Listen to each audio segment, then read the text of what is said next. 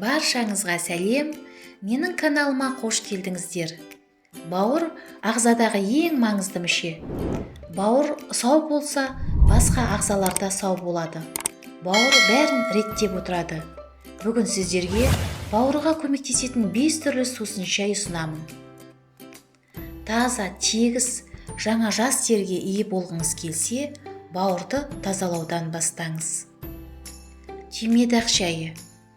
1 стақан қайнаған суға 1 ас қасық түймедақты салып, ыдыстың аузын жауып 10 минутқа қалдырыңыз. Жатар уақытта тұнбаны сүзіп ішіңіз.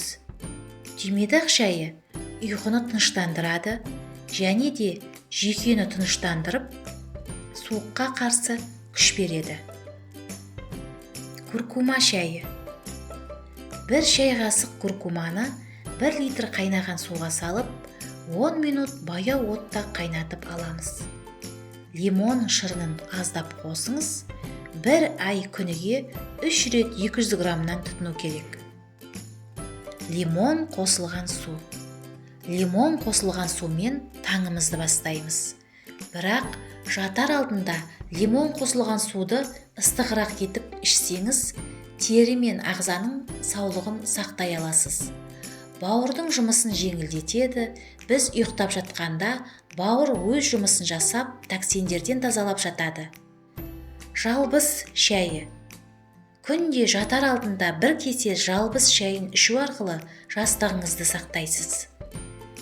Тез қартаюдың алдын аласыз. 1 стақан қайнаған суға 2 ас қасық ұнтақталған жалбызды салып, отқа қойыңыз. 2 минуттай қайнатып алып, тұндырып қоясыз. Жалбыз шайын бөлме температурасында салқындатып ішу керек. 3 апта ішіп үзіліс жасаңыз. Сұлы тұнбасы. Сұлы тұнбасы бауырды тазалап, ағзадағы зат алмасуды реттейді. 100 грамм сұлыны жуып, 1 литр суық су құйыңыз. 2 минут баяу отта қайнатыңыз. 20 минуттан кейін сыртын жылы орап, бөлме температурасында суығанша күтесіз. Суыған соң сүзіп алып ішіңіз. 3 уақыт 200 граммнан тұтыну керек.